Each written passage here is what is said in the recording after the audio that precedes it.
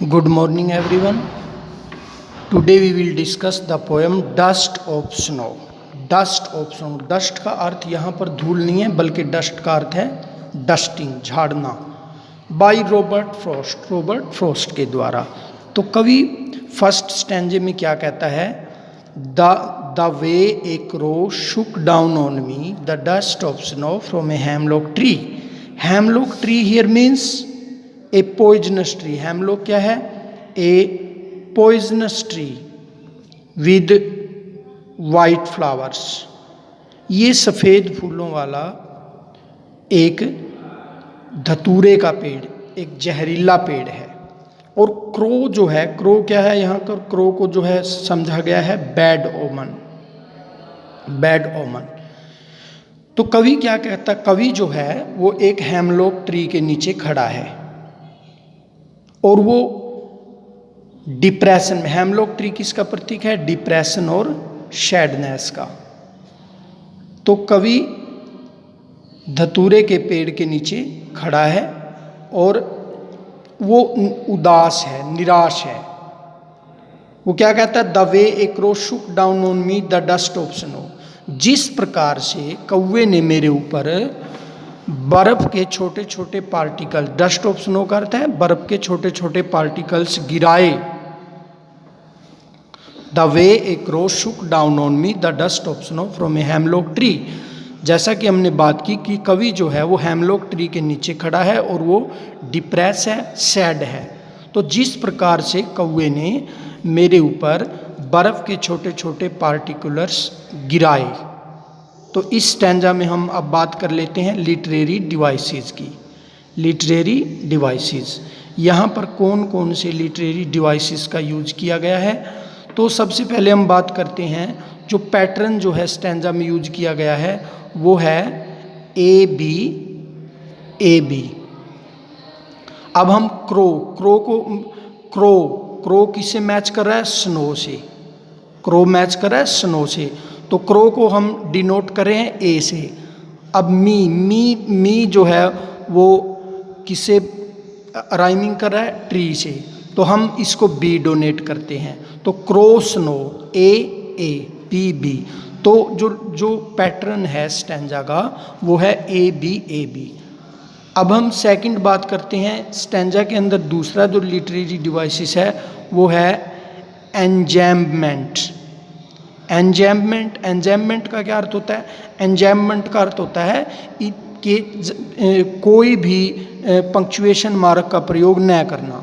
यानी कि इस सेंटेंस के अंदर जो है सारी ही बातें कॉन्टीन्यूअसली बोली गई हैं. तो जब कोई भी बात कॉन्टीन्यूअसली बोली जाती है और उसमें कोई पंक्चुएशन मार्क का प्रयोग नहीं किया जाता तो उसको एंजैम्पमेंट बोला जाता है. तो ये दो लिटरेरी डिवाइसेस इस स्टैंजा में यूज की गई हैं.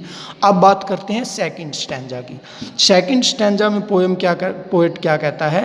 Has given my heart a change of mood and saved some part of a day I had rued. तो कवि कहता है कि जिस प्रकार से कौवे ने मेरे ऊपर बर्फ गिराई, has given my heart a change of mood, तो इससे मेरा जो मनोदशा थी वो बदल गई. मेरे हृदय की जो मनोदशा थी वो बदल गई. जो बर्फ के छोटे छोटे कणों का जो सॉफ्ट और कोल्ड टच था उन्होंने मेरे हार्ट को पूरी तरह से चेंज कर दिया.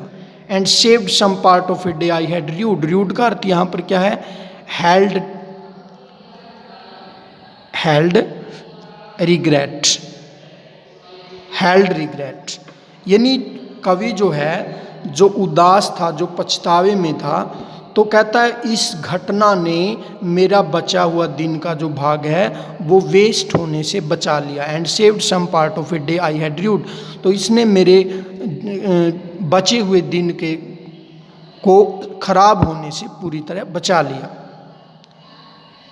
तो इसमें कवि जो है कौन कौन से लिटरेरी डिवाइसेस का यूज करता है? जो पैटर्न है हार्ट किसे राइमिंग कर रहा है? पार्ट से. हार्ट को हम ए से डिनोट कर रहे हैं, पार्ट को हम बी से डिनोट कर रहे हैं. मूड जो है किससे राइमिंग कर रहा है? र्यूड से. तो जो पैटर्न है ठीक उसी प्रकार से पैटर्न क्या है? A B. और दूसरा जो है इसमें एंजैम्पमेंट. एंजैम्पमेंट जो है वो यूज की गई है, यानी इसमें कोई भी पंक्चुएशन मार्क यूज नहीं किया गया है। तो ये स्टैंजाज के अब कवि क्या कहना चाहता है पोएम के अंदर, पोएम का थीम या मेन आइडिया क्या है। According to poet there is a lot of negativity and depression in this materialistic world. इस भौतिक संसार में बहुत सारी परेशानी, बहुत सारी नकारात्मकता जो है वो है। But nature has a power of healing, लेकिन नेचर के अंदर जो है दुखों को दूर करने की शक्ति होती है। The poet says that sometime even a small incident में prove to be a larger significance. कवि कहता है कि कई बार जो नेचर की छोटी सी घटना भी जो है इतनी महत्वपूर्ण सिद्ध हो जाती है। A small incident of nature change the sad mood into happy one, कि ये उदास मनोदशा को खुश मनोदशा में बदल देती है। द पोइट हिमसेल्फ फील्स, कवि ये खुद महसूस करता है। When the particles of snow fell on the poet, this small incident changed his mood completely, and he says that this incident has saved the rest part of my day from being wasted. इसने मेरे दिन के बचे हुए भाग को जो है वेस्ट होने से बचा लिया। The poet was upset and sitting under a hemlock tree, कवि पेड़ के नीचे खड़ा था। Then a crow shook down the tree, some fine particles of snow fell on the poet, कौवे ने उस पेड़ को झाड़ा, उसको हिलाया और कुछ बर्फ़ के छोटे छोटे पार्टिकल जो है कवि के ऊपर पड़े। This incident changed his mood totally, इस घटना ने उसके मूड को पूरी तरह बदल दिया। ही फेल्ट रिफ्रेश्ड, उसने तरोताज़ा अपने आप को महसूस किया। By the soft and cold touch of snow. तो कवि ऑल इन ऑल कवि जो है पोएम में क्या कहना चाहता है, that nature has a power of healing. A small incident of nature can change our mood completely and it can save our day, our rest part of the day from being wasted. The poet feels these things himself. तो ये थी आपकी poem dust of snow. Thank you.